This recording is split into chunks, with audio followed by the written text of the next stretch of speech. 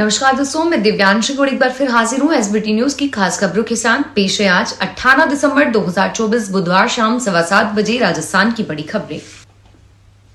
Bharatiya Janata party केंद्रीय मंत्री नितिन गडकरी, ज्योतिरादित्य सिंधिया और गिरिराज सिंह समेत 20 सांसदों को नोटिस भेज सकती है।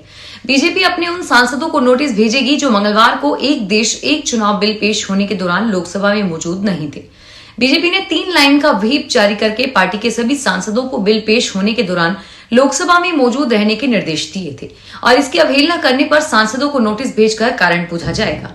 हालांकि अभी इस बात की पुष्टि नहीं हो पाई है कि इन सभी सांसदों ने पार्टी को अपनी अनुपस्थिति के बारे में पहले से सूचित किया था या नहीं।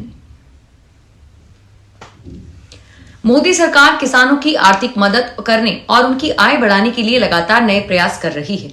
अब केंद्र सरकार ने किसानों के लिए 1000 करोड़ रुपए की क्रेडिट गारंटी स्कीम की शुरुआत की है।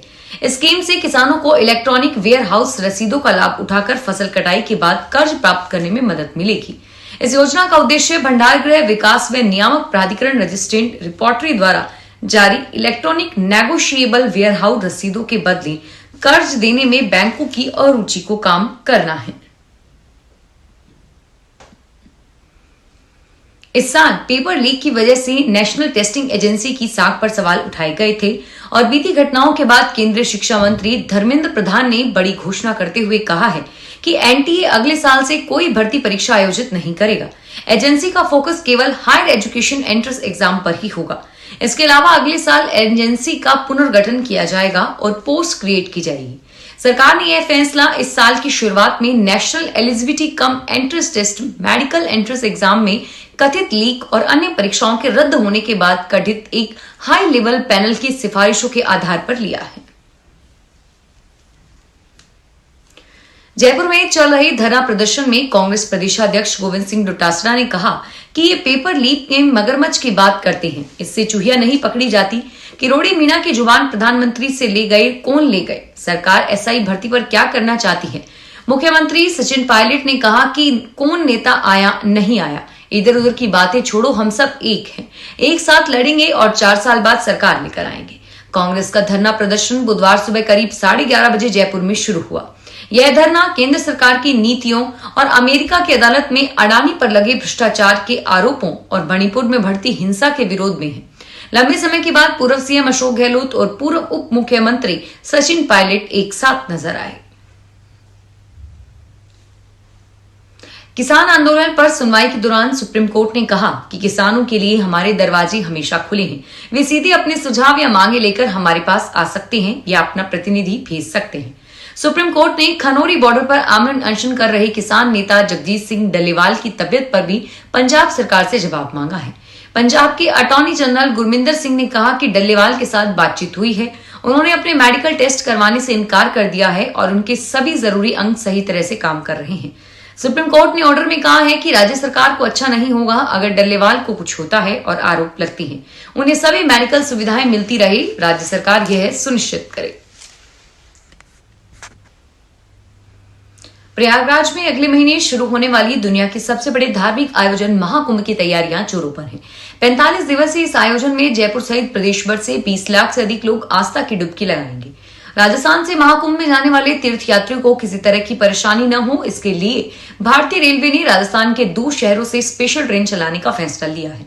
इसके अलावा करीब 15 ट्रेन जयपुर होकर निकलेंगी, जिनका प्रदेश के करीब 11 शहरों में ठहराव होगा। रेल मंत्री अश्विनी वैष्णव के निर्देश पर पश्चिमी रेलवे ने इसके लिए तैयारियां शुरू कर दी है। 2 स्पेशल ट्रेनों के लिए रेलवे बोर्ड को प्रस्ताव भेजा है, जिन्हें मंजूरी भी मिल गई है। राजस्थान के शिक्षा क्षेत्र में बदलाव लाने के लिए जयपुर एजुकेशन समिट 2025 का आयोजन किया जा रहा है। 20 से 24 जनवरी तक आयोजित होने वाले इस आयोजन में शिक्षा क्षेत्र के विशेषज्ञ, नीति निर्माता, उद्योग जगत के प्रमुख हस्ताक्षर, दानदाता और नई दिशा देने वाले चेंज मेकर्स एक साथ मंच साझा करेंगे। यह आयोजन जयपुर के SS Jain Subodh PG autonomous college सहित 7 स्थानों पर होगा। राजस्थान के शिक्षा मंत्री मदन दिलावर, जयपुर हवा महल के विधायक बाल मुकुंद आचार्य और जयपुर सिविल लाइंस के विधायक गोपाल शर्मा ने इस आयोजन के पोस्टर का विमोचन करके अपनी सहभागिता की सहमति दी है। कर्मचारी भविष्य निधि संगठन ने अंशधारकों की उच्च पेंशन पर विवरण देने के लिए नियोक्ताओं की अंतिम तिथि 31 जनवरी 2025 घोषित की है। केंद्रीय श्रम व रोजगार मंत्रालय ने बुधवार को यहां यह जानकारी देते हुए बताया कि ईपीएफओ ने उच्च वेतन पेंशन के 3.1 लाख से अधिक आवेदनों के संबंध में वेतन वितरण आदि अपलोड करने के लिए नियोक्ताओं को 31 जनवरी तक अंतिम अवसर दिया है। मंत्रालय के अनुसार ईपीएफओ के स्पष्टीकरण पर नियोक्ताओं को 15 जनवरी 2025 तक 5 लाख मामलों में जवाब प्रस्तुत करने का भी अनुरोध किया गया है। राजस्थान के अजमेर में ख्वाजा मोइनुद्दीन चिश्ती के 813वें सालाना उर्स के इसी माह में आगाज को देखते हुए सुरक्षा के लिहाज से रैपिड एक्शन फोर्स ने 4 क्षेत्रों में बुधवार को फ्लैग मार्च निकाला। केंद्रीय रिजर्व पुलिस बल सीपीआरएफ की अलका कंपनी की लीड कर रहे फोर्स के डिप्टी कमांडरों ने बताया कि अजमेर शहर के 4 क्षेत्र दरगाह, क्लॉक टावर और कोतवाली क्षेत्र के संवेदनशील और अति संवेदनशील क्षेत्रों को देखने का काम किया है। उन्होंने बताया कि हमारे फ्लैग मार्च का मकसद किसी भी आपात स्थिति में उस पर तत्काल नियंत्रण करके कानून व्यवस्था बनाने में सहयोग करना है। टोंक के समरावता गांव में हुए बवाल को लेकर जेल में बंद नरेश मीणा समेत अन्य लोगों को रिहा करने की मांग को लेकर सरपंच संघ जिला अध्यक्ष मुकेश मीणा ने सरकार और प्रशासन को आंदोलन की चेतावनी दी है।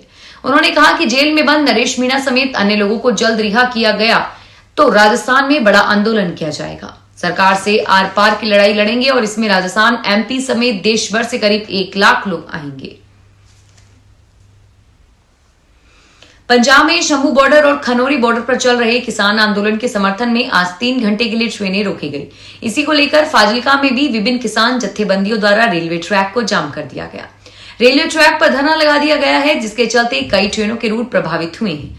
सुरक्षा के मद्देनजर पुलिस बल तैनात किया गया है और भारतीय किसान यूनियन एकता सिद्धपुरा के जिला सचिव लखविंदर सिंह और किसान मजदूर संघर्ष कमेटी के जिला अध्यक्ष कुलविंदर सिंह ने बताया कि खनौरी बॉर्डर पर चल रहे किसान नेता जगजीत सिंह संयुक्त किसान मोर्चा के आह्वान पर रोष प्रदर्शन कर रहे हैं। जैसलमेर की रेवंत सिंह की ढाणी के आगे जोधपुर बाड़मेर लिंक रोड पर सड़क किनारे भारी मात्रा में कारतूस के खोल मिलने पर सभी चौंक गए। लोगों ने कोतवाली थाना पुलिस को जानकारी दी और पुलिस मौके पर पहुंची। पुलिस की टीम ने कारतूस के खाली खोल की जांच की है। एएसएचओ सवाई सिंह ने बताया कि किनारे किनारे पर ब्रांड के करीब 207 कारतूस के खोल मिले।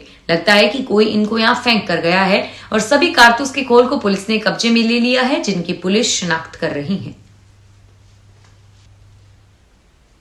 जोधपुर रेंज के आईजी विकास कुमार बुधवार को रामदेवरा पहुंचे और लोक देवता बाबा रामदेव की समाधि के दर्शन करके पूजा अर्चना की।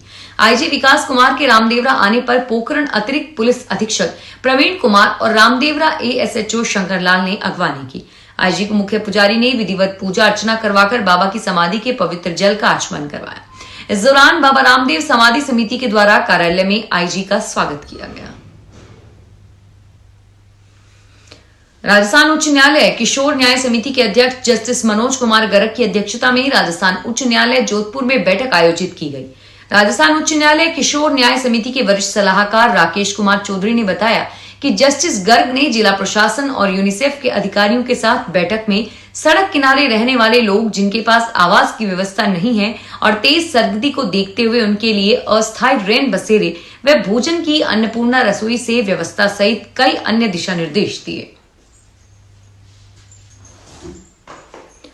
चूरू शहर के नया बस स्टैंड के पास बस में चढ़ते समय एक बुजुर्ग की जेब से 17,000 रुपए पार करने का मामला सामने आया है। बुजुर्ग ने इस संबंध में कोतवाली थाने में परिवाद दिया और थाना पुलिस ने इस वारदात के बाद सीसीटीवी फुटेज खंगालकर आरोपी की तलाश शुरू की है। तारानगर तहसील के गांव मोरथल में गिरधारी लाल ने बताया कि वे अपने गांव से 17,000 रुपए लेकर चूरू पहुंचे थे। उन्होंने ये रुपए अपने ससुराल रामदेवरा में किसी को देने थे और यहाँ चूरू पहुंचने के बाद वे नया बस स्टैंड के पास पहुंचे तो नया बस स्टैंड के पास बस में चढ़ रहे किसी अज्ञात ने उनकी जेब से 17,000 रुपए पार कर दिए। फिलहाल इस बुलेटिन में इतना ही और फिर हाजिर होंगे तमाम बड़ी खबरों के साथ। धन्यवाद।